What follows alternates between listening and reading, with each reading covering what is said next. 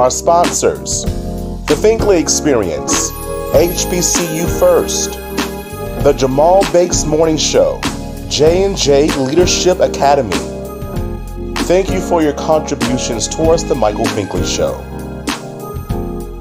Hello everybody, it's Michael Finkley with The Michael Finkley Show. And I'm Nicole with Conversations with Nicole. You can join me Wednesdays at 9 a.m. on all of my streaming platforms. Well, Nikki, don't forget about The Michael Finkley Show, Mondays, 12 p.m. Eastern Standard Time on the CTR Media Network.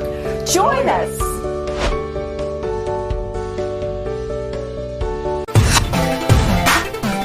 Hi, I'm celebrity saxophonist Richard Shaw Jr. from Atlanta, Georgia.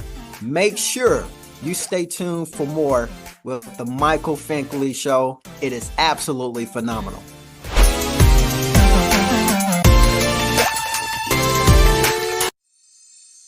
There's a new familiar face this time. Say hello to the new daytime. See it everywhere you go. New and the greatest show. It's no other than the Michael Finkley Show. There is no other. He's like no other. I'm so glad that someone resonates with me. Come celebrate with me. It's too much to know. Welcome back to The Michael Finkley Show. Now, y'all, my next guest, I am very excited to have. She is in fashion. Of course, look at her decor and all the good stuff that goes along with it. Fashion designer and personal stylist herself. She's none other than Sharonda Richardson. How are you? I'm good. Thank you for having me. How are you doing? I am super, uber well, fantastic. I sure am. I might have to steal that. Despite of the coldness, we sure are. Yeah. Oh my word. So let's just dive right into it. Like I saw you on your Instagram and your social media, your website, all the good stuff that you've been doing within fashion. How did we get here? Were you always interested in fashion? No, not actually. A lot of my family are creative, so I'm mostly inspired by my mother and my aunt. My aunt's a makeup artist and my mother's a cosmetologist. So they basically paved the way for me to go out for my dreams. I wasn't always stylish. I was very much a tomboy growing up, so I didn't really care about matching or how I looked. But as I grew older, I found my own personal style and was like, yeah, I kind of want to do that. But I got into fashion because clothes made me feel good. The way I dressed made me feel good. And I wanted to do that for other people. So that's why we're here. Wow. And again, and it's so true because I'm more getting to the fashion aspect. It's like Finkley jazzed up your look a little bit. I'm like, okay, I don't know what that means, but okay, let's try it. I don't know what that means. But definitely have a person like you, right, to kind of mentor out there and contact if need be. So this is kind of good for me as well. It's like I'm in the area. I'm like, I need you, girl. I need you. Yeah. Come on by, stop on by. I need you, girl. When's this event? So in that realm, so I love the aspect of your success story, but so many people don't see the struggle. They see the fashion, the good side of it all. What does that struggle story look like for you? First, it's a mental struggle. The mental struggle is deciding to actually go full force ahead. And in this industry, it's a very oversaturated industry, and it's competitive. And not everyone has been in my corner, so to speak. It's not something when you're starting out that's going to make you a lot of money. Just like any type of creative or artsy field, it's like, why are you doing that? You got a degree to do that. So it's the mental struggle first of knowing that you're going to maybe drop a lot of salary for something that's more secure to follow your dreams and passion. So that's the major part of it. But when you want it bad enough and when your why is strong enough, that's what keeps you persistent.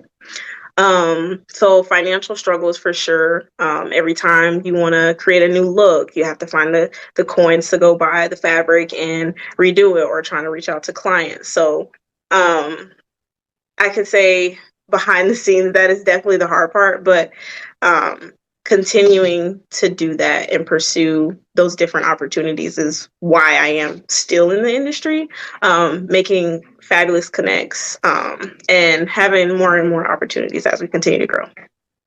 Gotcha. And so I know a lot of people that watch the show as well. And again, I'm still learning how this whole operation works. So, how does the process work? So, we contact you, and especially the personal stylist aspect. So, we contact you, and what happened? What does that journey look like? So, I'm more on the side of things. I do understand like silhouettes because I at my retail job consists of me doing clientele fittings and styling them personally. And I get a lot of my clients from there. But when I'm contacted, it's first starting out with a consultation, getting to know the individual, certain styles that they like currently, understanding their body type, and then I can throw out some ideas based on their style expression or their color palette, and kind of work off that basis. Gotcha. I love that aspect of getting to know them first, then we dive right into it. Hmm. The personal approach is always important in that realm. And like I said, so many people that are watching as well. They're just, I know, just like myself, big fan. We're just trying to get into it, but Yeah. again, we know who to contact. These awesome professionals to make us look good on the carpet, make Hmm. us look great in all that loveliness and what that looks like and sounds like. So how do you keep yourself motivated? Because you did say that this was a very saturated market, but why do you keep going? Again, I say it's because of my why. The why is what keeps me going. So I primarily work in bridal and formal wear, and a lot of my life I've been searching for like love in a sense because I loved it so much. I'm a hopeless romantic. So I live vicariously through my brides and through my clients. But it's being able to give them a joy when I knew I didn't have that so much growing up. I was always searching for it. So how can I contribute and make the world a better place in a sense? Because happier people make a much more peaceful life at the end of the day. But besides what you do, how do you make yourself happy? Hmm. I've been over the last 2 years, I've been doing a lot more self reflection. So I like to go and journal, go to the park, sit in nature really, and just kind of bask in the beauty of it. I don't like a whole lot of hustle and bustle. So when you can take some time to just sit in serenity and like breathe a little, look at the inspiration. So I most of the time get my inspiration from nature. Um, I like to sing. Singing is like one of my favorite things to do. Even though I have stage fright, is a real thing. So yeah, that painting, sewing. I was sewing before it became a career field. So yeah, those are all things that kind of embody and make me a happier person. Gotcha. Gotcha. And it's all about the process. It's all a part of what life's process is all about. I mean, I understand it, but again, we'll understand. That's my grandmother used to say by and by in that regard. Do you still think that you're finding yourself? I think I know. I think finding yourself or discovering new parts of yourself is a lifelong journey. You're always constantly changing. Um, and a lot of who I am today is from past experiences and what I've learned and grown from it. So, yes, I'm definitely still, in that sense, finding myself, but I know more about me than I did 10 years ago. That's for sure.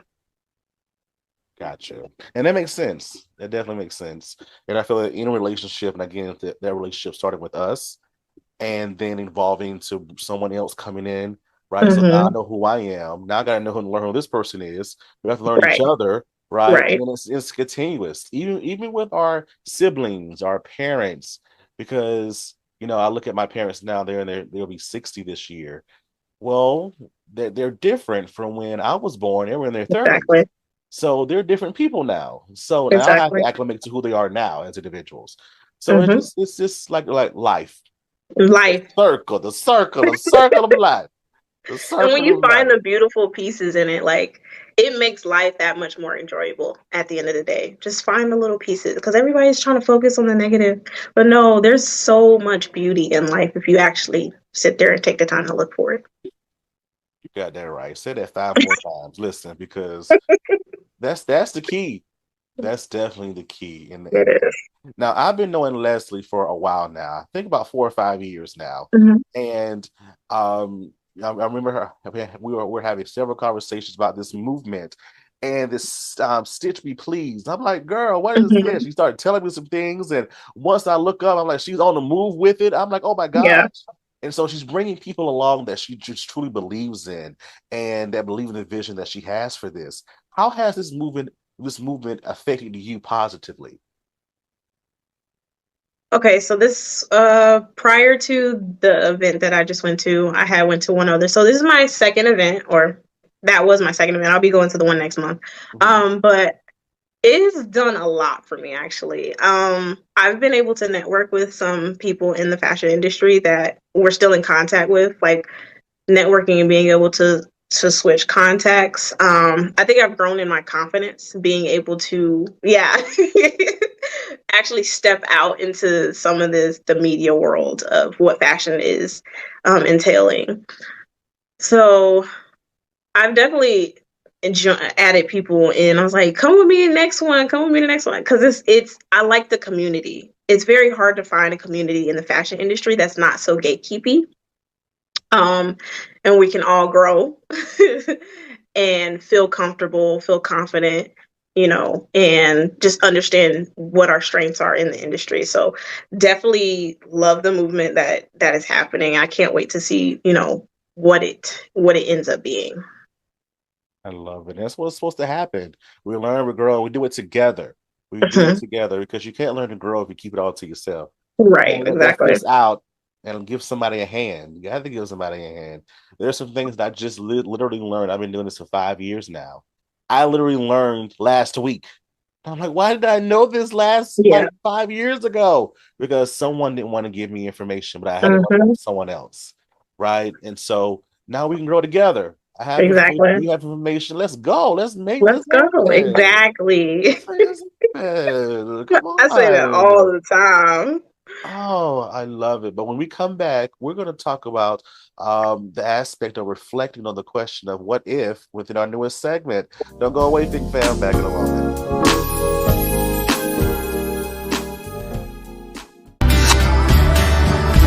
Beautiful people, it's Major, my mama's favorite hope dealer, and you're watching The Michael Finkley Show. Now that's Major.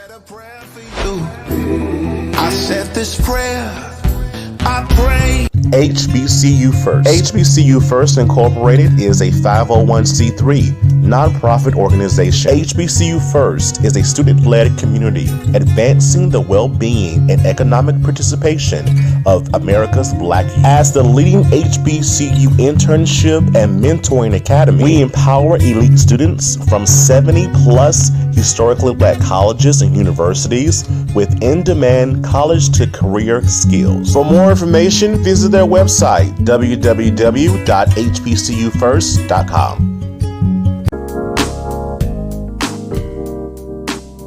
But hello, everybody. Welcome back to the Michael Finkley Show. She was still chatting with Sharonda here, and I'm learning so much about the fashion, the aspect of fashion and design. I just love it. I love it all. And so we're going to do one of our newest segments called What If?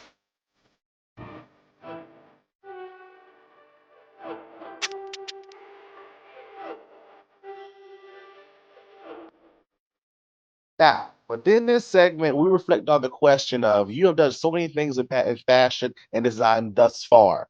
Within that, if you were not this guru of design and fashion, what would you be doing?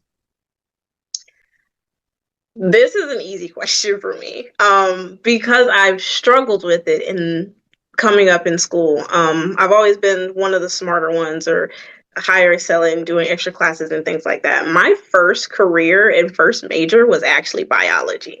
So I would have been a scientist if I was not a fashion designer. But yeah, I just decided to do something more ambitious and that people thought wasn't possible. So yeah. Wow. All right, scientists. My best friend literally majored in that as well. We're in school, and now she's looking into the road of CPA. I'm like, why you ain't just do Oh that in wow. college? Like, what? But she's like, I like science too. Yeah, But I get it. yeah. I get it. I definitely get it. Wow. Would you, in some form of fashion, kind of incorporated that in some kind of way? So I was trying to figure out how to actually do that, because I do both. I love both of them, but one, it was like, what's going to be more fulfilling for me in the long term, and it was fashion, hands down. But I went to a couple of years ago. I actually showed on New York Fashion Week with Pencil and Phase for their no one way competition when I was in college. And we toured Columbia Sports, their headquarters, and we actually seen how they were using biotechnology to create these textiles, these biodegradable textiles. And I was like, I've been looking for a way to combine these things, and I'm like, okay, it's possible.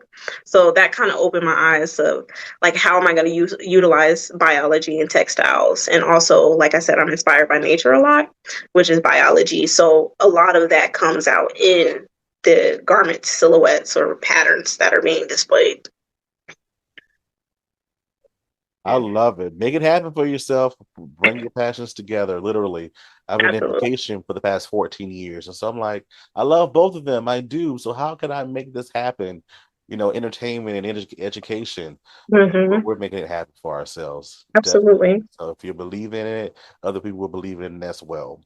But when we come back, what is her next biggest dream, Think Fam? She tells us next. Back in a moment.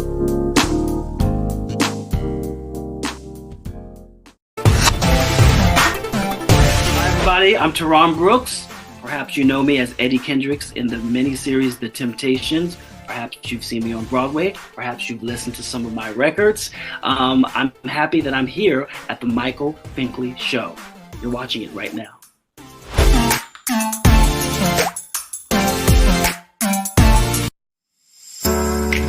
Hello everybody, it's Finkley from the Finkley Experience. We're an educational consulting firm that specializes in first generation education. So we assist students with their college and career endeavors. We train school administrators on the state of first generation students. And also we partner with colleges and universities to assist with their first generation population for easy transition from high school to college. So if you're looking for a presenter or speaker that presents on these topics and so much more, visit our website at thefinkleyexperience.com and learn about all that we do. We're looking forward to working with you. Hi guys, welcome to Awaken. We wanted to serve the city of Mullins. We are church owned, and we felt like a coffee shop was such a huge need in the city of Mullins. There's nowhere for people to just come, get a cup of coffee, sit with friends, maybe do some work on the laptop. And so we feel like it was a service that we could give back to the city. Well, our hope is that people will feel calm, that they'll feel welcome, that it'll be a place where they can come and just clear their mind. We come here twice a day. That's how I get their smoothies, their coffee, their lattes, frappes, delicious. I would love the atmosphere here.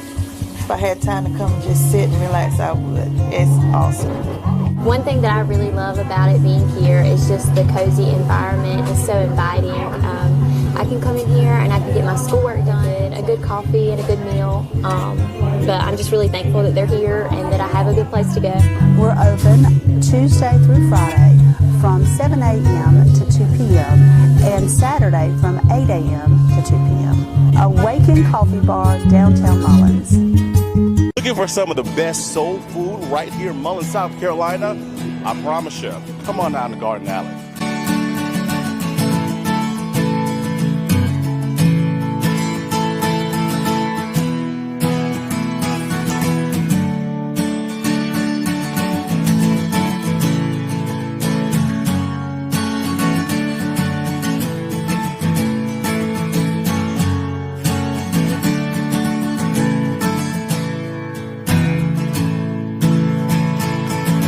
Our grape salad's fabulous. Our water gate, our potato salad, our chicken is fresh.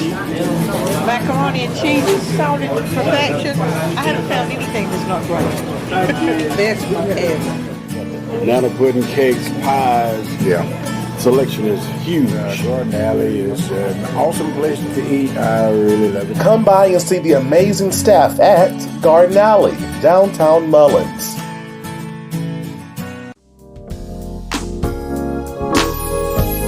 Hello, Think Fam. Welcome back. Now, Sharonda, this is it. There we go. Question of the season right here. What is your next biggest dream? Ooh, my next biggest dream. I'm all for helping and making the world a better place in some sense.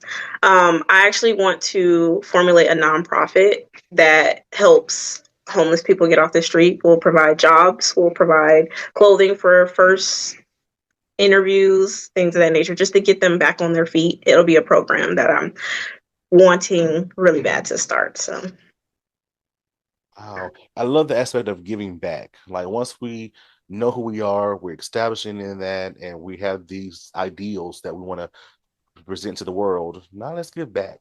yes, Let's just absolutely. we made the connections, right? Our connections are helping us, right? In that regard. Let's just give back. Let's help everybody else. Exactly. Are you proud of yourself at this point in your life? I am. When I think about everything that I've been through and had to go through to get here, it's just like, okay, it was all worth it, but I'm glad that I'm where I am now, this far. So Oh my gosh, it shows. It shows. Oh my goodness. Oh my word, I love it. So who is that person that you still want to do fashion, that top tier person that's in your mind? It's like, I want to design for them. oh, I have a couple people, but Jasmine Sullivan is probably high up on that list. Yeah. Okay. And what are the steps are you doing? You looking to make that happen? So right now I'm working on putting a system in place so that I can hire people on the back end to do some of the things I do now, like my alterations, or if I'm designing a custom look, someone who could actually put it together from based on the design and silhouette that I have. So working on that part of the team, solidifying that so I don't have to put my hands on everything. I'm learning that though. Sometimes I want to. Yeah. Like, yeah, I'm learning that. I'm learning to let it go. It's like, okay, yeah. This has been my baby for 5 years, but I got to let it go because I have other things to do.